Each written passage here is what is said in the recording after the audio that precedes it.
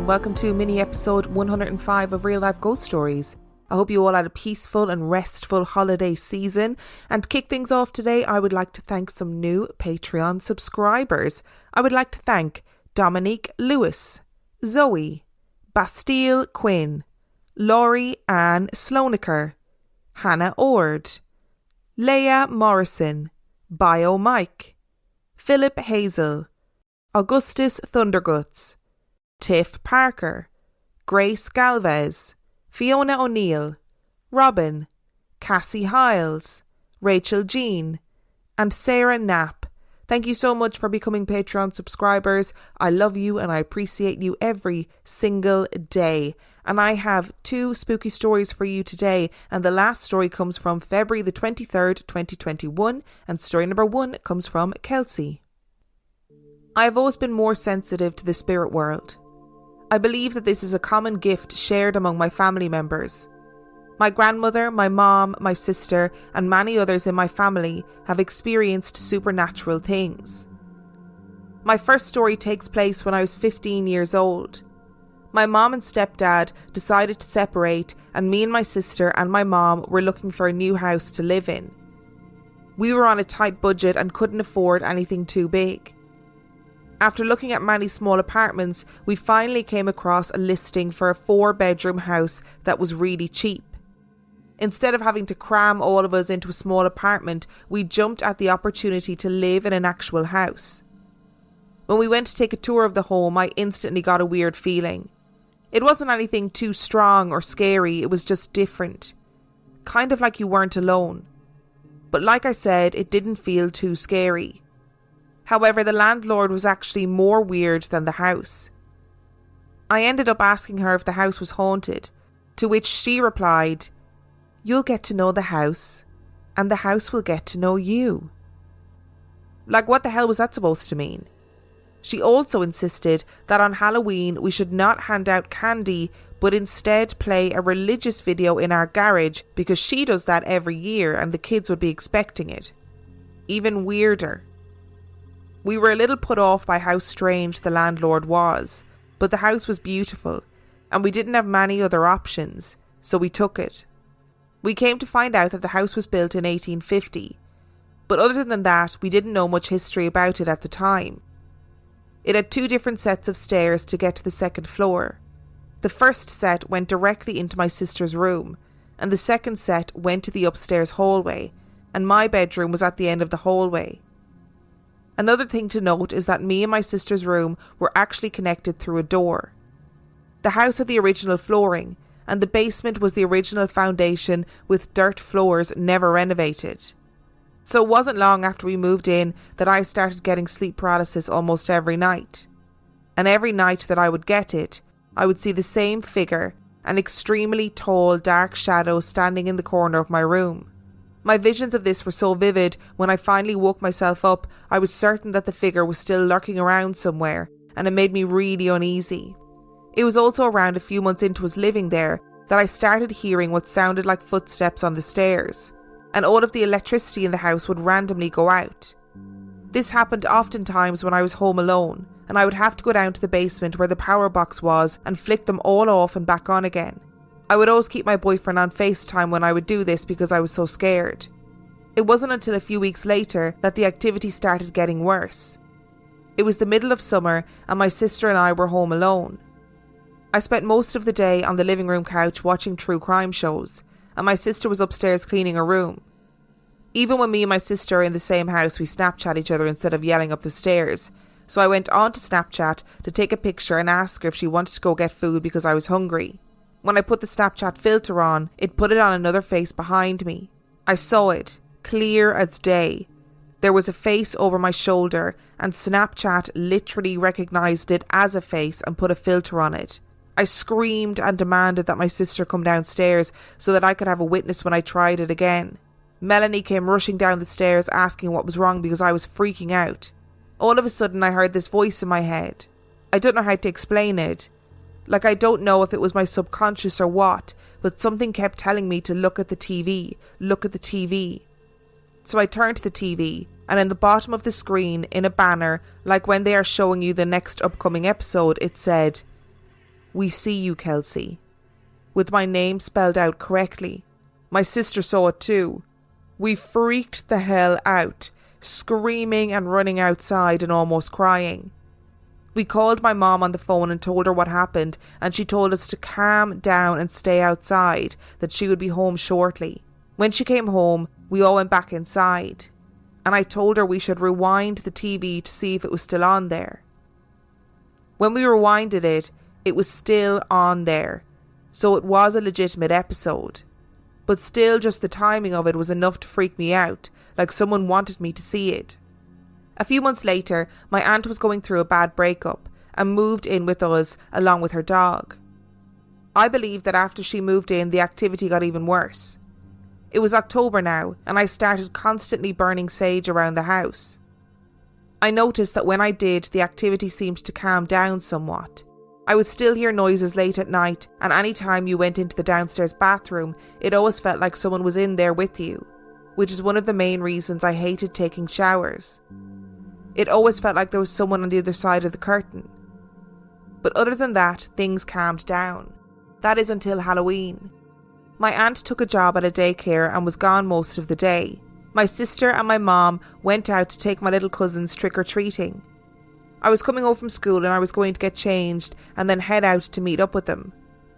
I came home, and when I walked in the door, I got a weird sinking feeling. Roxy, my aunt's dog, greeted me at the door. It always makes me feel better to keep the little dog around me, because animals can sense things that we can't. So anytime I was alone, I'd bring her to every room with me. I called my boyfriend on FaceTime and headed upstairs with Roxy to my room. I closed both the door to my room and the door that connected me and my sister's room. I hung up with my boyfriend to get changed, and as soon as I hung up, I heard it. There were heavy footsteps walking around downstairs, and I could hear them clear as day. Roxy started barking like crazy. My immediate thought was that someone had broken into my house because they knew I was alone. I was scared out of my mind, trying to think of what the hell I could do. I've never felt such fear. The footsteps started coming upstairs towards the hallway. I was frozen and almost crying at this point, but the adrenaline kicked in and I knew I had to make a run for it if I wanted to live. I heard the footsteps almost get to my bedroom door when I picked up Roxy and sprinted into my sister's room and down the second set of stairs. I was shaking so badly I could barely unlock the door to escape. Once I was outside, I called my mom crying hysterically, and she said she was calling the police. I sat outside the front of my house watching all the exits. No one came out. I looked up to the window of my room and I swear I saw the curtain move. My mom rushed home, and when the police arrived, they searched from top to bottom, but there was nobody there. I, for sure, would have seen somebody leaving the house, but nobody did. This was enough to really make my mom realise that something was going on there. We all started feeling more uneasy and more drained whenever we were in the house. We argued more. We were all more tired. It's like the house itself was draining all of our energy. The next incident that happened was when my aunt was at home alone. She told me that she'd been washing the dishes when she heard a voice say, "Amber." She thought she had imagined it, until she heard it 2 more times. "Amber, Amber." Her dog started freaking out, and my aunt grabbed her keys and her dog and ran out of the house and swore that she would never be in the house alone again. By the end of our time there, my sister and my mom and I were all sleeping on the sectional together in the living room. Every night we would hear strange noises. It wasn't until we moved out that we finally felt like a weight had lifted off of our shoulders. I stopped having sleep paralysis. I stopped seeing things out of the corner of my eye. We all felt at peace finally after a long year of living in that house. Another thing to note is that there were 2 different families that had moved in after we left, and both of them left before their lease was up. They each only stayed there for a few months max. Almost a year after we'd moved out, my mom randomly got the idea to go to the Historical Society and see if there was any deaths that had happened in our house. What she found out was shocking. Apparently there had been multiple deaths in our house over the years. This was enough for me to confirm what I knew all along, that our house was definitely haunted. And I wouldn't go back there if you paid me. Also, I have another story. It isn't mine, it's my stepbrother's story, but he gave me permission to use it. This story takes place in my stepbrother's mom's house. My stepdad and his ex-wife have joint custody, and they alternate weeks of my stepbrother being at their home. My stepbrother Dominic said that he had never been much of a believer in the paranormal, but some of the things that happened when he was at his mom's house were completely unexplainable. His mother moved into a house in a town called Greenwich. This town is actually known by the locals for being haunted. I don't know the exact reason why, but I was always told this growing up. And they even do ghost tours there around Halloween. So his mom moved into this beautiful house that had a lot of land. Everything was fine at first, but then weird things started happening. Dominic would get really vivid nightmares of shadow people watching him. He even told me that he started getting sleep paralysis, which he had never had previous to being there. He said that one night he had sleep paralysis and he saw multiple entities all around him, and the only thing that made it stop was he finally got enough energy to say the word Jesus, and everything stopped at once. This continued on, and gradually got worse. Now, the most chilling story that he shared with me still scares me to this day. He told me that he'd come home from school and was heading down the hallway to his room when he passed his mom's room and saw her turned around facing her computer. He said, "Hey Mom, I'm home," to which she didn't respond. All she did was nod her head. Dominic thought it was a little weird that she didn't even turn around to face him, but he didn't think much of it and proceeded to go to his room and set down his book bag. Immediately after, he headed downstairs and saw his mom sitting on the couch watching TV. She said, "Oh, hey Dominic, you're home." And he said, "Yeah, didn't you hear me say hello when I passed by your room?" She asked him what he was talking about, because she hadn't been in her room for a couple of hours. He then realised that it was not her in her room, and that whatever was in the room looked exactly like his mom from the back, but it wasn't her, and he never saw the face of what was sitting in the room. He freaked out and told his mom, but she didn't believe him, until it happened to her. Her boyfriend works the night shift, and when he comes home, she is already sleeping, so she's used to him just coming upstairs and hopping into bed, so most of the time she doesn't even roll over to check. One day she heard her boyfriend coming home and he came upstairs and she felt him get into bed. About half an hour passed by when she heard a noise downstairs. Her boyfriend was fast asleep and probably exhausted from his shift, so she decided to go check it out on her own. She headed downstairs to the kitchen where she thought she'd heard the noise coming from. She saw a man standing with the fridge doors opened and realised that it was her boyfriend. He had just gotten home, and whatever was in bed with her was not him. She freaked out and cried, and he didn't believe her, but she finally believed Dominic. The most important thing about this story is obviously and undoubtedly the landlord. You'll get to know the house and the house will get to know you. Oh man, that'd be the point where I'd be like, no, I need you to tell me exactly what you mean now. No, I need exactly what you mean. Ambiguity does not cut it when you make statements like that. You've got to tell me exactly what you mean by that. Is the house a living entity? Are you implying that there's something in the house? Are you implying that the house potentially will not accept me as a dweller? No, not happening. That things like that should not be allowed. And honestly, it is her prerogative if she wants to play religious videos in the garage, because that's what she does every year. But those kids will be expecting it probably, but have been disappointed every single Halloween. Because on Halloween, kids, they want sweets. They want candy. They don't want religious videos playing from your garage. That does not embody the ideas around trick-or-treating. No way. If I was a kid at Halloween, I'd be very annoyed if I went to somebody's house and they just had a religious video playing instead of giving out Snickers. On the topic of the Snapchat filters, there are so many videos where people have used those Snapchat filters and they pick up a face that's in the room. Because, you know, we all know that it is a ghost's one desire to have a cute dog face filter put onto it. That's the ideal haunting, really, isn't it? But the thing that really freaked me out was the look at the TV and "We See You, Kelsey" being on the TV. And I know afterwards that you clarified that it was to do with the TV programme, but what a weird coincidence. That is such a freaky coincidence. I would have been out that door too. "We see you, Kelsey." No, absolutely not. That's horrendous. And I wonder if your aunt moving into the house in such a state of emotional turmoil went some ways to helping the increase of the activity. Because people always talk about that, don't they? About how like poltergeists, paranormal activity, it all feeds off the emotional state. So when people are particularly emotional and vulnerable, then actually the activity worsens. So that might have been why. And I totally agree with having a little dog, bringing a little dog around. They sense more than we do, definitely, 100%. And as for your stepbrother's story, man, the thing I always think about with those stories of like doubles or doppelgangers or something that looks like your mum or in this case something that looks like his mum and then his mum's boyfriend, what is the intention behind it? Like why is there a need to masquerade as somebody that you know? Is it to get attention?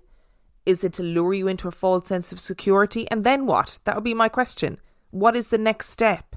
I guess that's not what anybody wants to hear, really, is it? So that's not very helpful for Dominic and his and his mum. But what is the next step would be my question. Today's episode is sponsored by HelloFresh.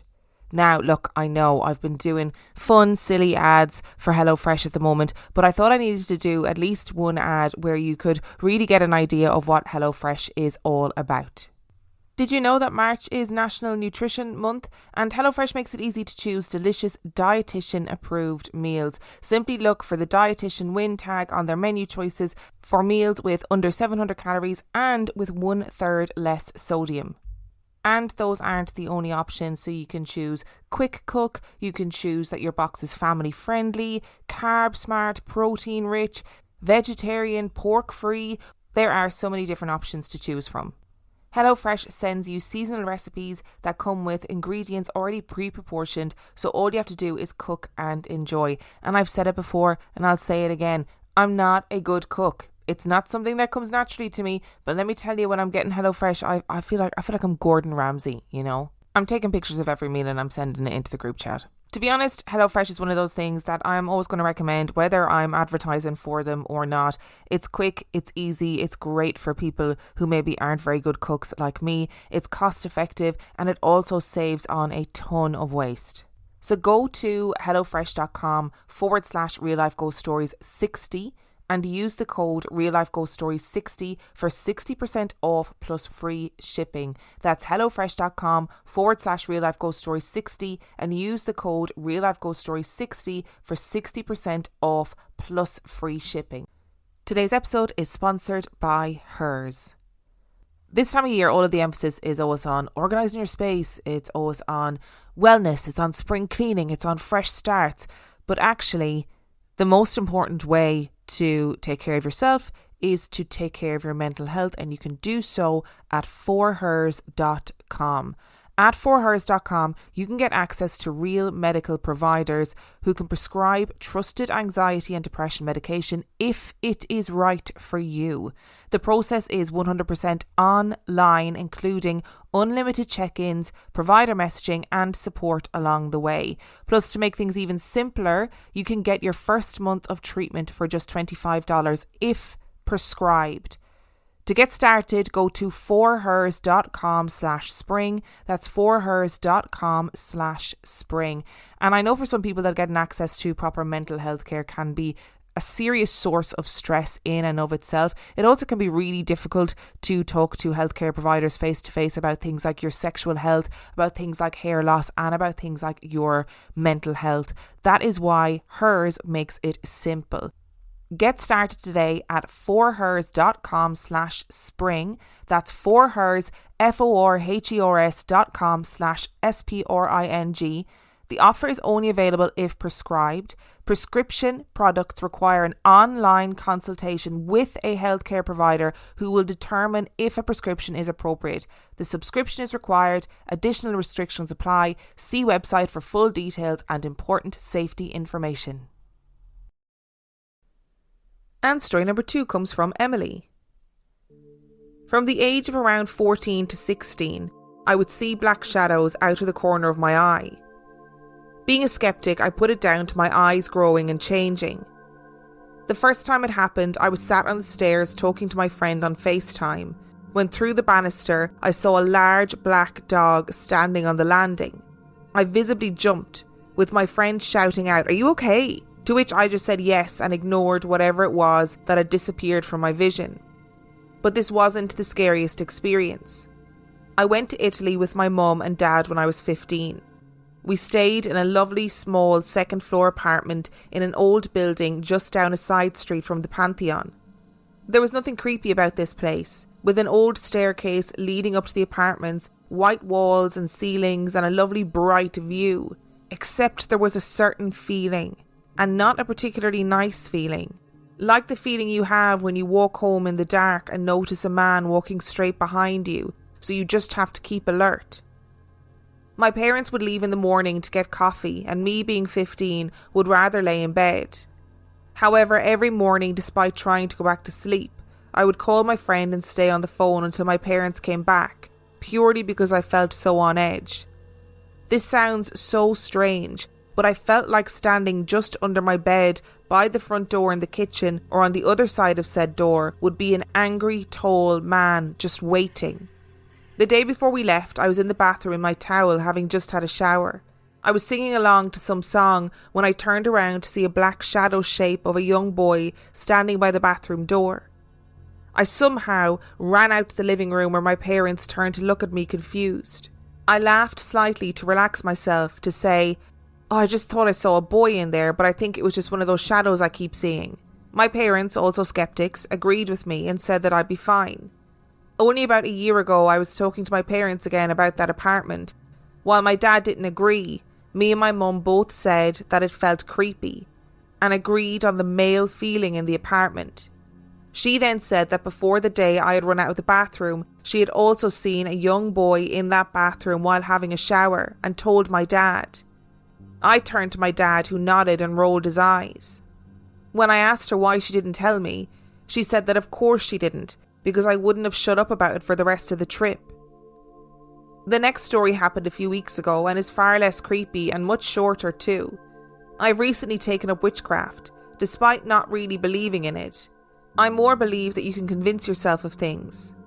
It was Maybon, and I had somehow convinced an evangelical friend to come to the graveyard with me to leave offerings for any wandering spirits, to say thank you for the summer. I took all the necessary precautions and did not feel at all scared. I also did not believe that spirits would haunt a graveyard, as 1, they aren't real, and 2, why would they haunt a place that holds hardly any significance to them? Me and my friend walked around the small graveyard, which also had no one inside.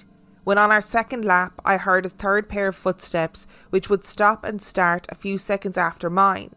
If I stood leaves to grass to leaves, I would hear a few seconds after mine and my friends, leaves, grass, leaves. They would then start a few seconds after mine, just as if someone was walking alongside us. I said thank you and left, then told my friend who hadn't heard anything, although I'm not sure she would have even recognised an actual person walking alongside us. Anyway, it was a cute little ghost thing that happened, which actually felt very friendly and happy. At a later date, Emily then emailed an update to this same graveyard story. I bloody knew it wouldn't be a ghost. On the other hand, I didn't really know what else it could have been. Maybe something checking up to see what I was doing, like a guardian of some sort. Quick background, I've grown up with the idea that our family have house spirits, like fairy house spirits. They leave us alone most of the time and take or borrow things occasionally when they want some bread or whiskey.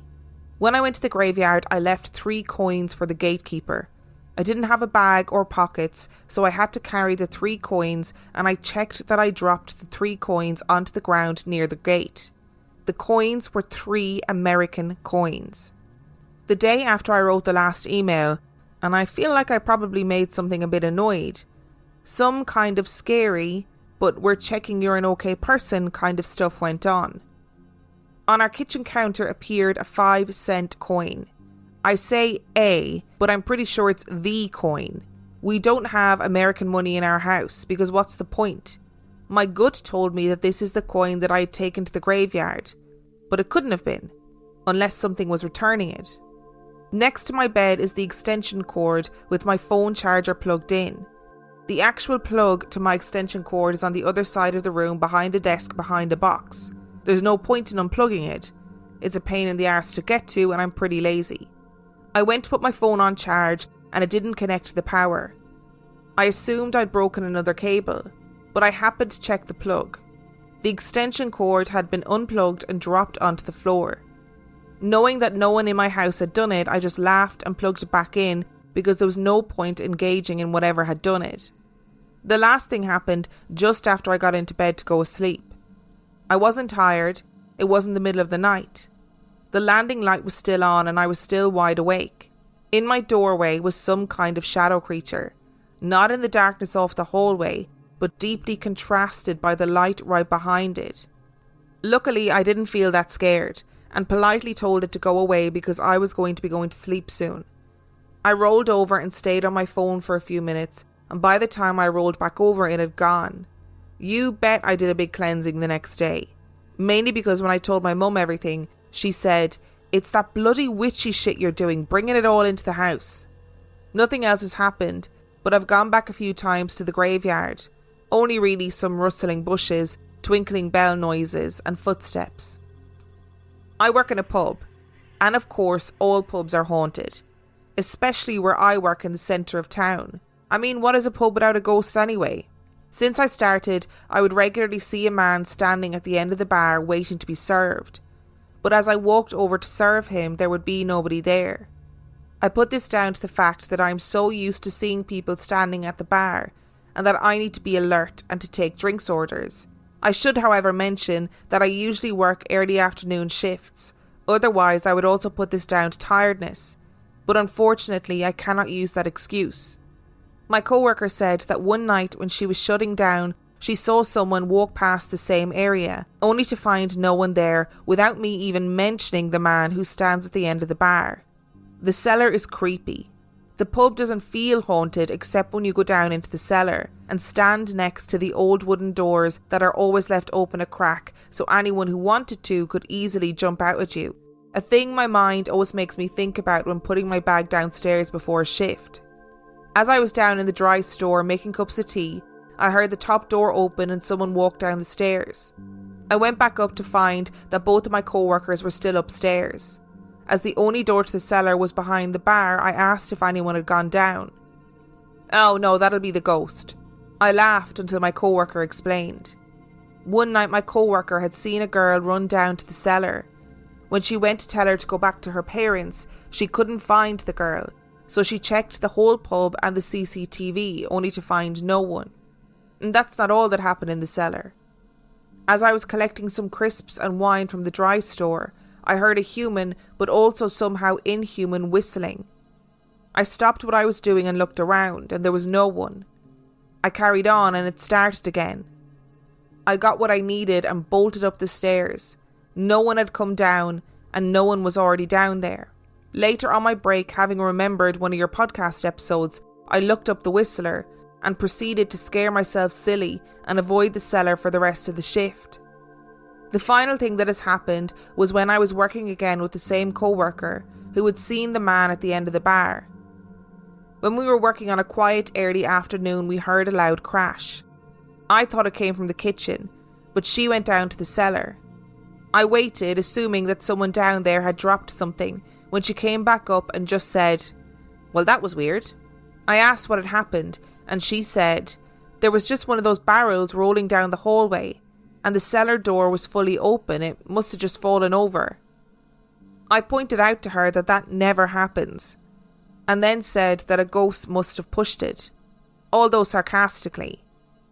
But a ghost must have been very strong to push one of those full barrels of beer over.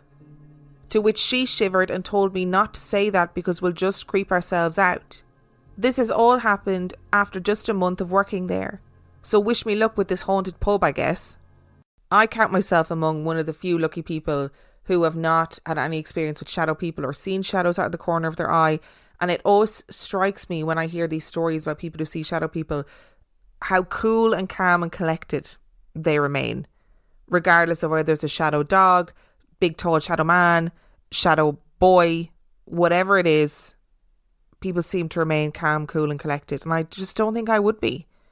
I don't think I would be. I'd go into fight or flight, and my fight or flight mode seems to be fight. I always thought it would be flight, but it would be fight.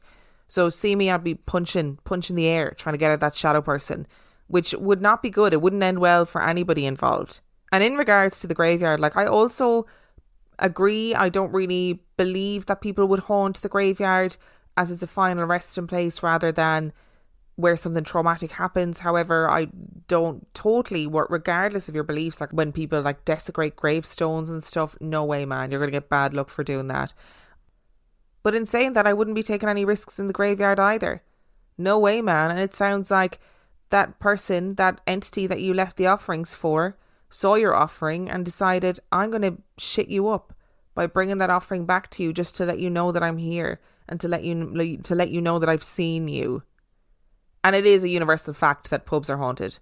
Any old pubs in the UK come with a ghost, most definitely. I even went to our local pub, it was a while ago now, to ask if we could shoot a video, and my local pub is the Unicorn, which is owned by the lovely Lorenzo, and Lorenzo was like, no, there's no ghost stories here. And then he was like, oh, except the last owners like used to see an old couple here. And I was like, Lorenzo, that sounds like a ghost story to me. So it's a fact that pubs are haunted. They just are. Comes with the territory. Thank you so much to Kelsey and Emily for sending in your stories. Remember, the last story today came from February the 23rd, 2021. If you would like to know anything more about the podcast, you can do so by looking up reallifeghoststoriespodcast.com. And on that note, I shall see you next time.